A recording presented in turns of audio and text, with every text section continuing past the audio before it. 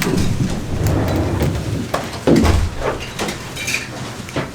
right, Happy New Year, first of all, to everybody. For us, I just thought it was a tough conference win. You know, it's what you're going to see in that first half.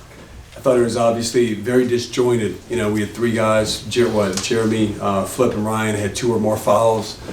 Flip hardly played in the first half. We can't make a three. And I thought the job that Mark did, you know, in that first half, and it's not just the scoring, it's him. Look, I'm proud of him for just trusting the process and doubling down on his work, you know, and it's not easy playing here. There's a lot of criticism and all that, but I think Mark has really just stayed the course, and he's had to adjust people guarding him differently in offense. When really the best thing he does, Mark Mitchell's a winner. That dude is a winner, competitor, connector, and I thought he was himself tonight, and it really showed by Jeremy being out, Flip being out in that first half, and we're winning by 2 at halftime. The other guy that was key for us is Jalen Blakes, and it's every young player should watch him. You know, he takes 1 shot, has 3 steals, and he was in for 2 of the critical moments in the first half just to keep us steady. And then we played 4 guards, and Jalen was our 6'1" 4-man there for a second, and just making every right play, getting every loose ball, every right play. And, you know, for us, obviously, then we can make some shots in the second half. I thought we really shared it, and just proud of this win, and proud again our first conference win, and have to build from here. So, any questions? John, your players said they got better looks in the second half than the first half. Is that what you saw? And so what happened? How'd that happen? Well, I think there's a combination. Probably you have to credit Syracuse, first of all. The way they were playing us in that first half, it makes they're doing a lot of switching. Kind of made us play more one-on-one than we wanted to. I thought we forced the issue a little bit too much. But then in the second half, we had some beautiful plays. You know, pass aheads, extra passes, sharing the ball, hitting Flip inside. You know, his passing and scoring. You know, he didn't even score in the first half, and he's done an incredible job. A lot of guys in his position would chase numbers and chase scoring, and he's just taking what's there. And like his passing, to have a 7-footer that can post, shoot threes, pass, score, I think he's one of one. I don't think there's anybody like him in the country from that regard.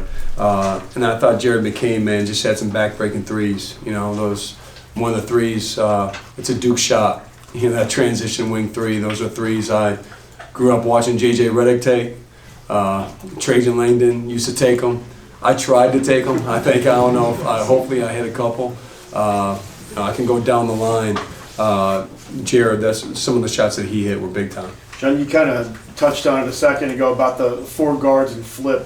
What was it about that lineup that made it click like it did in the second half? Well, as long as we can make up for it and gain rebound on defense, I think on offense for different looks, that can be an explosive lineup for us. And we've been talking about going to it. It just hasn't the opportunity hasn't really presented itself in game where we felt like it was the right time. And we felt like that was the moment.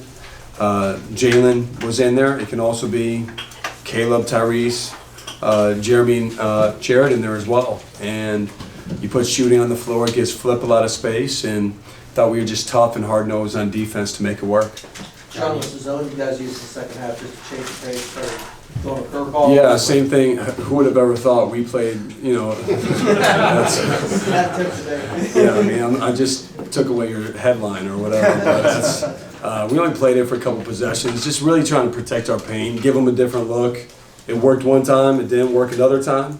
And, you know, look, there's things we practiced and we've had in our pocket we haven't gone to in game. The zone being one of them, we've had that in. And it's important to have different looks. You know, you're going to want to have Flip on the court, and zone is a way to keep them in there at times. And I thought we did a good job for really never playing it. What was the magic coaching adjustment that was made to go from 0 for 9 from 3 to 8 for 8 in the second? Well, that was all coaching. It was the best coaching job I've ever done. Where I just told them we're going to make all our threes in the second half. I just said that's what we're going to do. But in all seriousness, for us, we talked about not making any threes, and said we missed. Again, I would like to go back and watch to know for sure, but I thought we missed, 3 or 4 maybe good. There were good ones, No, I thought we just took some tough ones. I thought we were just pressing on offense. I didn't think we were selfish or anything, but I said, we do make open shots. And so just let it come. And I thought we really did that in the second half. And it's a great lesson for us, just how to continue to break the defense down and score together. Was the decision to bring Tyrese off the bench health related, or just keep the rhythm going? Well, look, Tyrese, he hasn't played. And the Queens game, just to get him back in some game minutes was great. And then for tonight, we didn't know how many minutes he'd be able to play. Like, he hasn't done much 5-on-5 or anything. We've been in good flow with that group. I've said this from the beginning of the season, we have 6 starters. And so no matter how we start and what we do, we always continue to evaluate. I have confidence in all 6 of those guys. And just like I was talking about Flip, same thing with Tyrese. Here's a guy, a lot of, he's going to be in the NBA, and, a lot of, he has to play for, there's people evaluating him all the time. They're not playing for numbers, like Jeremy, Flip, Tyrese, I can go down the line. They're just playing to win. And so for Tyrese, he's efficient. He has 14 points, but he only takes 7 shots. He has 4 assists. I thought he did a great job just jumping in and playing to win and playing together, and we're better for it, and we'll take off from there. Jon, what's changed about Flip this year, being able to snap out of those funks at halftime? Yeah, What was the word he used? Yeah, no, he's right. He's right. And, the thing with Flip, he lets you coach him hard. We got on him hard at halftime. Told him he wasn't himself in that first half. We need him to be him. And, we decided we're going right to him right away, which was a brilliant decision. It's not like it's a hard decision to make. And we just kept doing it. And I thought his defense picked up, his rebounding picked up, and we rely on him every single game. And it says a lot about him. Last year, he would have a hard time mid-game. Like, if it didn't start off well, he would kind of be in that mode all the way through. And to his credit, completely different second half. And I'm proud of him it shows growth, it shows maturity. And I don't know if we win if he doesn't do that tonight. Coach Scheyer, 26 points off turnovers tonight. How effective is it when you guys force a total of 17 and then benefit from it on the offensive side of the ball? That's kind of been who we are in our identity of turning either rebounding into transition offense or turnovers. And, we've done such a better job of impacting the ball. We call it impacting the ball, where we're not playing way off, but then also being active off the ball. I thought we did a good job in and out of our gaps, getting in passing lanes, but then also having active hands, get some of those deflections and kind of mucking it out. And the thing I was proud of in transition where we just made the right play. We just found, I thought Jeremy had a few of them where he just made the right pass ahead or the right pass across the court for an open 3. And it's contagious when you do that. And so it's got to be who we are. Another thing, our offense, the way we've taken care of the ball. Syracuse, they're active. They jump in passing lanes and they have active hands. And so to almost have a 2-to-1 assist-to-turnover ratio, I think that says a lot. Jared mentioned that transition 3 that forces a timeout might be his favorite play in basketball, and his favorite moments in basketball.